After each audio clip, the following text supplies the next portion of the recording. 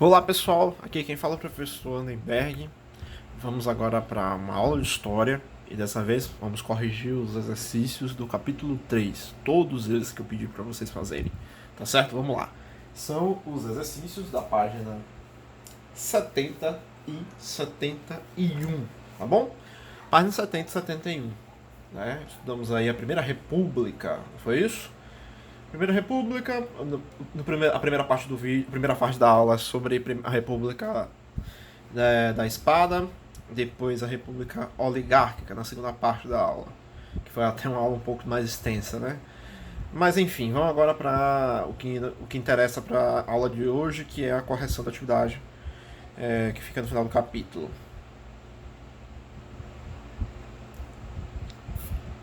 Vamos lá, pessoal.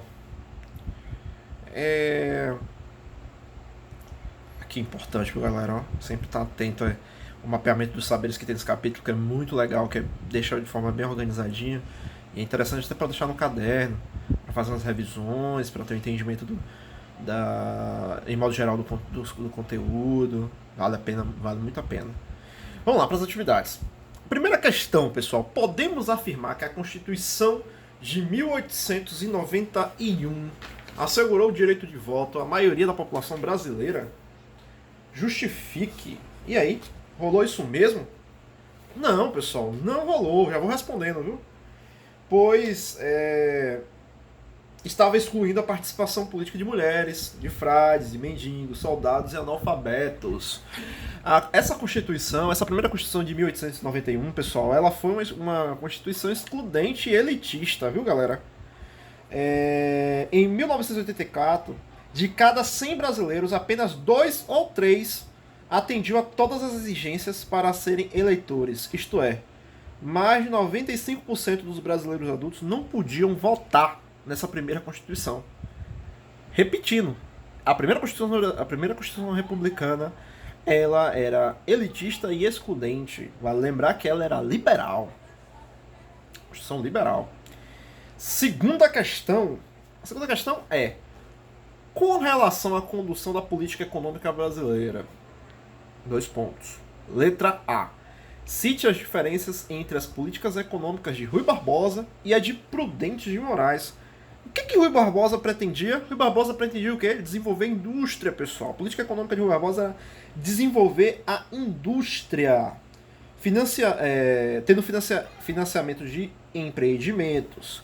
Enquanto o Prudente de Moraes, ele representava os interesses do setor agrícola, principalmente dos cafeicultores. E ele defendia uma política econômica da qual a principal política econômica a principal atividade econômica deveria ser a agricultura, principalmente para a exportação. Significa que era para fortalecer a agroexportação. Beleza? Muito diferente da visão, da perspectiva visionária de Rui Barbosa, que era de impulsionar a indústria. Letra C. Identifique o principal problema enfrentado pelos cafeicultores na República do Café com Leite e explique como ele foi resolvido. Galera, é o seguinte, ó.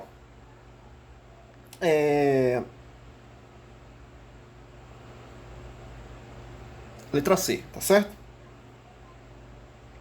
Letra C? Isso, letra C. Os principais problemas enfrentados pelos cafeicultores foi a crise de superprodução. Foi a crise de superprodução. Perdão, pessoal, eu me atrapalhei aqui. Nós estamos ainda na letra B, não na letra C. Eu li a letra C, né? Vamos lá. Lê a letra A, agora a letra B. Explique por que a política econômica de Rui Barbosa resultou em numerosas falências e no aumento da inflação. Pessoal, a política de Rui Barbosa, ela, ela incentivou a emissão de moeda e concedeu créditos para financiar novos empreendimentos. E essa emissão de moeda, pessoal, ela desvalorizou o preço, né? O preço das mercadorias. Isso aumentou a inflação, A política de crédito estimulou a criação de empresas fantasmas, onde a galera pegava o crédito, mas não de fato investia em atividades produtivas. A crescente oferta de ações teve consequência a queda brusca de seus valores, levando muitas empresas à falência. E a galera que pegou o crédito, que ao invés de financiar uma indústria, uma empresa, colocaram na bolsa de valores para especular. Isso foi o que gerou um grande colapso para a política econômica de Rui Barbosa, principalmente com a emissão de moedas e aumentando a inflação. Agora a letra C. Identifique o principal problema enfrentado pelos cafeicultores na República do Café com Leite e explique como ele foi resolvido. A principal problema enfrentado pelos cafeicultores, pessoal, foi a crise de superprodução de café, em que a queda dos preços do mercado, por conta da queda dos preços do mercado internacional. O que estava acontecendo no mundo nesse primeiro momento? Estava passando pela Primeira Guerra Mundial, então isso fez com que afetasse as exportações de café. Os países europeus estavam em guerra e não tinham dinheiro para comprar café. E aí aumentou, com a superprodução, aumentou o excedente. E aí o que fez o governo? Qual foi a política adotada? Para resolver essa crise, o governo, por meio de empréstimos internacionais, comprou o café excedente, proibiu novas plantações e fixou um preço mínimo para o produto, para que o produto minimamente fosse vendido, né? Tá bom? Letra D. Aponte as consequências da Primeira Guerra na economia brasileira. Quais foram as consequências? A primeira, né, do café, que não conseguiu vender. E diminuição das importações também, pessoal. E consequentemente o aumento da produção interna de bens industrializados. Foi aí que teve que, queira ou não queira, por conta da baixa dos produtos importados, por conta que a Europa estava na Primeira Guerra Mundial, não conseguia, e também não conseguiram vender o café, o Brasil teve que como é que se diz? Se mexer, né? E aí foi impulsionando a indústria, intensificando a indústria interna, a atividade interna. Terceira questão. Explique por que a população do Rio de Janeiro reagiu de maneira violenta às medidas sanitaristas adotadas por Oswaldo Cruz. Por que eles fizeram isso? A população, pessoal, reagiu de forma violenta. A população reagiu de forma violenta porque as medidas sanitaristas, pessoal, foram impostas à força, sem nenhum esclarecimento adequado. A questão da vacinação obrigatória somou-se a uma série de razões pré-existentes de descontentamento, principalmente acerca das reformas urbanas, como eu comentei na segunda aula, na segunda parte desse capítulo da aula. Tá certo? Principalmente com despejos promovidas pela reforma urbana. Pereira Passos, pessoal. Pereira Passos, que era o presidente. As dificuldades econômicas e a marginalização sofrida pela população pobre do Rio de Janeiro agravou mais ainda as revoltas. A revolta por parte das medidas sanitaristas não foi só por conta da obrigatoriedade da vacina que se desencadeou na revolta da vacina, mas também foi a forma de como o governo republicano estava agindo com a população mais pobre nos centros urbanos, né? E principalmente a partir das reformas urbanas e por aí vai. Quarta questão. A reforma urbana realizada no Rio de Janeiro nessa época beneficiou toda a população carioca? Não, pessoal. A reforma prejudicou a população pobre que foi expulsa de suas moradias no centro da cidade. Tá certo? Quinta questão. Descreva com suas palavras como se organizou a imprensa negra brasileira entre os fins do século XIX e início do século XX. E comente a importância dela na história do movimento negro do país. Pessoal, essa quinta questão aí é o seguinte. Como eu até fiz um comentário na segunda parte desse conteúdo. O papel da imprensa negra foi interessantíssimo, da qual infelizmente é ocultada. Ela é ocultada, nós não temos muito conhecimento. Só os historiadores mesmo, os pesquisadores da área, que detalham com mais precisão. Você vê no livro didático, só tem essa expressão aí. Mas qual foi a importância dela? Primeiro, a importância dela foi os homens de cor demarcar sua política. Demarcar o que defendia. As liberdades, a condenação à escravidão, as consequências negativas que a escravidão trouxe para a sociedade naquela época. Mostrar que o negro ele não era um agente passivo, ele não era indivíduos passivos, pelo contrário, eles eram ativos, eles estavam presentes na construção da sociedade brasileira e também presentes na construção da República Brasileira. E isso tem uma grande importância para o movimento negro, para mostrar que o negro ele está presente, ele é vivo na história brasileira. Ele não foi somente escravizado. O negro ele participou em diversos aspectos da história brasileira. Tá bom? Sexta questão. Observe o quadro do mapa 51. Qual é a função de cada um dos poderes? Aí eu não vou chegar lá no mapa não, mas na página 51, mas sabemos quais são os poderes que está se referindo aqui, né? Olha, poder legislativo, executivo, legislativo, executivo e judiciário, não é isso? Os três poderes. Judiciário é o quê? Intermediação dos conflitos na sociedade, com base no direito, com base nas leis, tá bom? O judiciário tem um processo de intermediação dos conflitos na sociedade. O executivo faz o quê? A administração direta do Estado e da União. E o legislativo faz o quê? Elaboração das leis do país, em âmbito estadual e federal. Certo? Sétima questão. Como são escolhidos atualmente os representantes desses poderes? Como executivo e legislativo é pelo voto direto, não é isso? Com mandato de 4 anos. Para vereadores, prefeitos, deputados, presidentes e 8 para senadores. E o judiciário é a partir de concurso público, viu? Ou nomeação com cargo vitalício. Judiciário é concurso público ou nomeação com cargo vitalício, com a maioria dos cargos vitalícios, enquanto no legislativo e no executivo é através do voto direto. Os mandatos são de 4 anos para vereadores, prefeitos, deputados e presidente, e 8 anos para senadores. Próxima questão é 8. Como se organiza os poderes em sociedade? Você sabe o nome dos representantes do executivo e de alguns do legislativo? Essa não é difícil não, né, galera? Aqui tem o quê? Tem sim o executivo. Tem o executivo e o legislativo. O judiciário é com base o judiciário que tem é com base na legislação estadual, nas regras da perspectiva estadual, né? Então, o executivo, que é o representante máximo, o prefeito Joaquim Neto.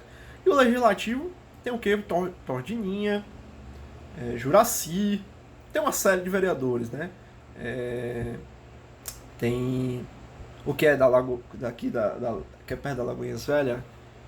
Enfim, esqueci o nome. Mas aí, os vereadores, os que vocês conhecem. Vocês anotem. Nono. Observe a charge, que a gente vai ver aqui, essa charge aqui. A seguir, responda qual a crítica que o chargista direcionava ao sistema eleitoral brasileiro em 1927, início do século XX, lá na Primeira República. Olha lá o que tem a charge aí, ó. O político, o eleitor, a soberania nacional, né? Representando aqui a República, né, brasileira. Aqui é o local onde coloca os papéis na época da urna. Vamos dizer assim, aqui era a urna da época.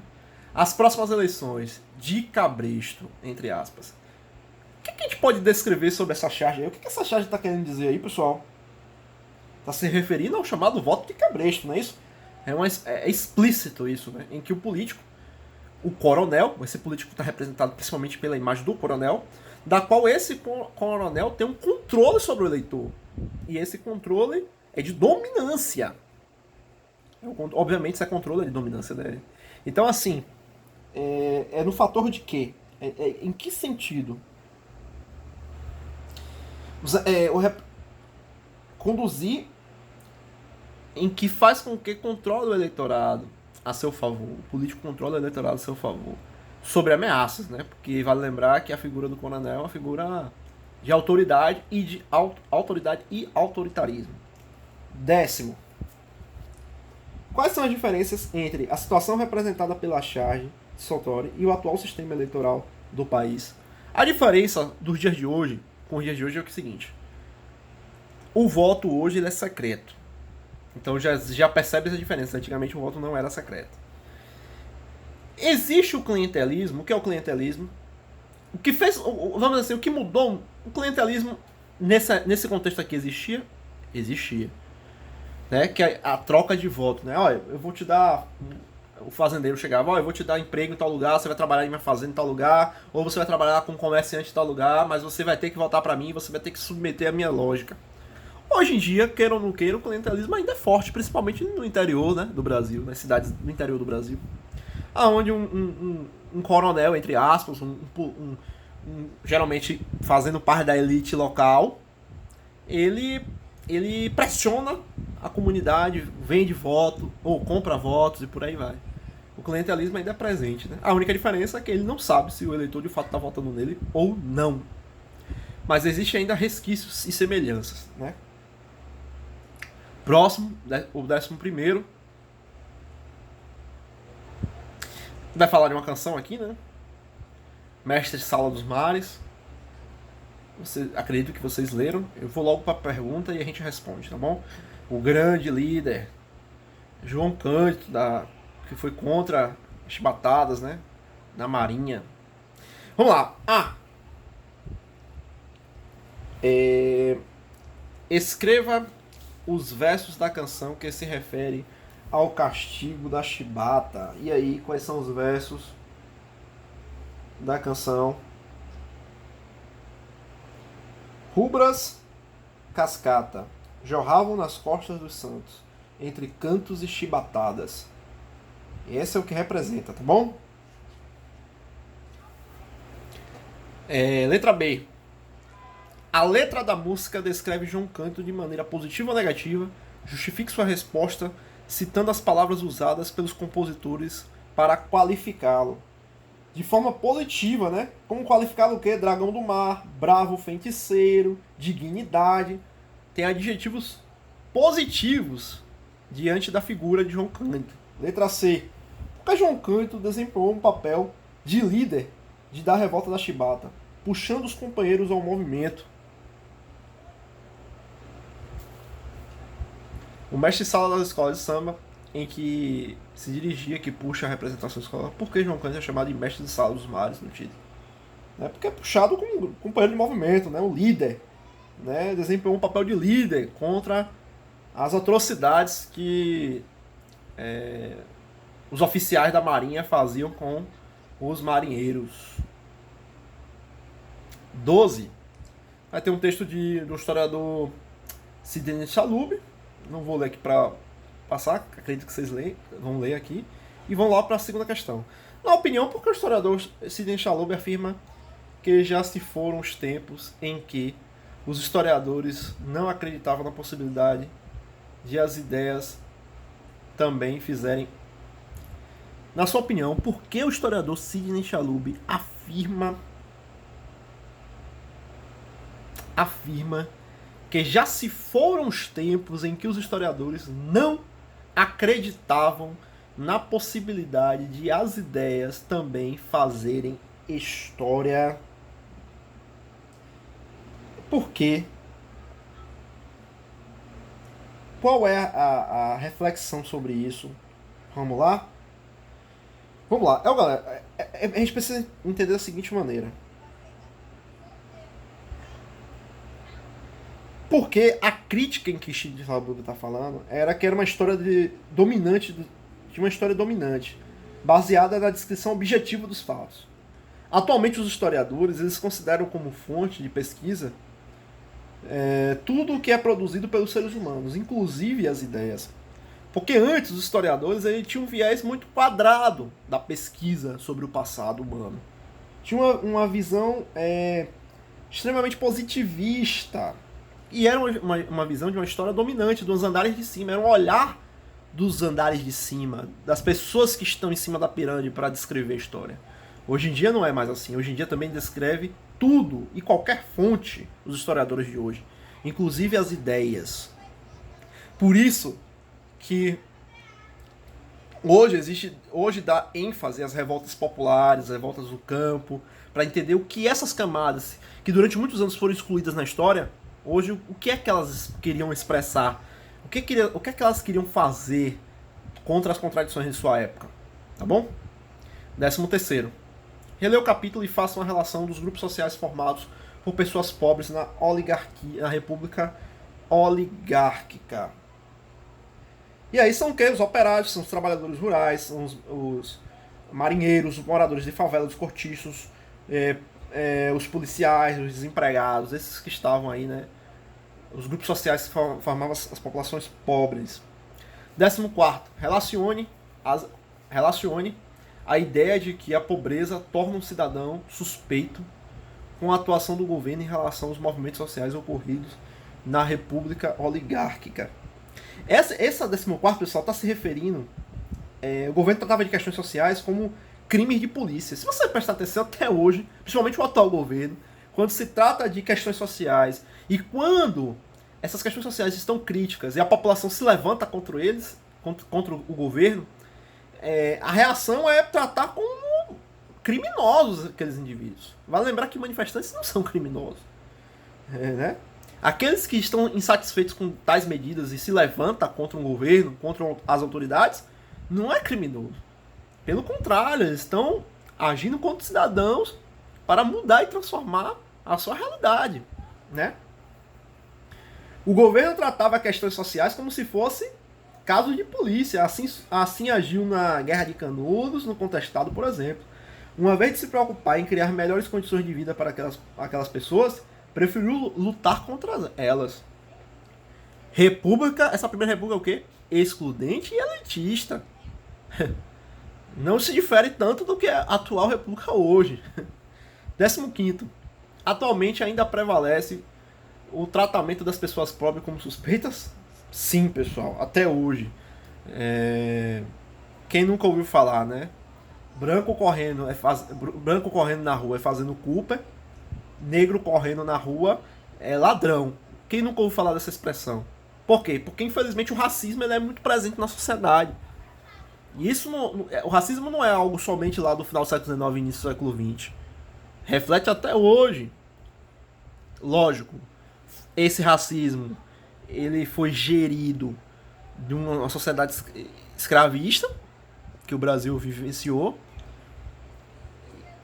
fomentada pelo racismo científico no século XIX, e hoje, pobre, negro, é tratado na nossa sociedade, infelizmente, de forma extremamente negativa, principalmente quando é pobre.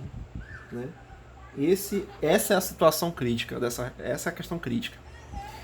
Então, é isso, pessoal. Finalizamos. O tratamento, antes de falar, o tratamento ainda... Se você perceber, por exemplo, se olharmos o cárcere, né? A quantidade de pessoas encarceradas, a maioria é a população negra. Por quê? Não é porque... A resposta não é dizer somente de forma simples, porque cometeram o crime. Certo, beleza. Por que cometeram o crime? E por que só tem negro? Porque historicamente os negros foram excluídos na sociedade, foram marginalizados.